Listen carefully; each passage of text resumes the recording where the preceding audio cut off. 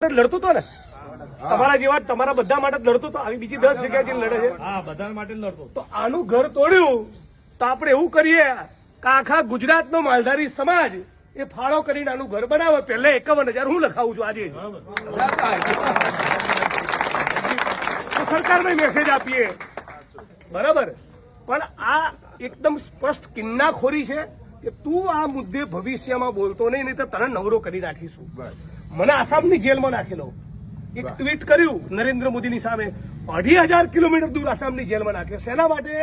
Message આપવા કે ફરી તમે આ બધા આંદોલનો કરશો તો તમને નવરા કરી દઈશું. આ દાદાગીરી તો તોડવી જ પડે, ચાલે જ નહીં. એટલે એને જે ધમ પછાડા મારવા મારે. આપણી બે વાત, બધી જ માગણીઓ લેખિતમાં તમે આપો અને આ તારીખે આટલા વાગે નક્કી કરો તારીખ. આજે શક્ય બને તો આજે તારીખ નક્કી કરીએ, નહીં તો 2 દાડા પછી લાલજીભાઈને તમે બધા કહો ત્યારે ચલો ગાંધીનગરનો કોલ આપો. વિધાનસભાનું સત્ર ચાલુ છે, વિધાનસભા આગળ જઈએ. બોલો ભાઈ, ન્યાય કરે ગુજરાતની સરકાર. અમારો સાચી વાત. મુખ્યમંત્રી કહે છે ને કરવું છે તો આ પણ મને લેખિતમાં તમારે વિધાનસભા આવવાની જરૂર ના પડે એવું કરી આપ.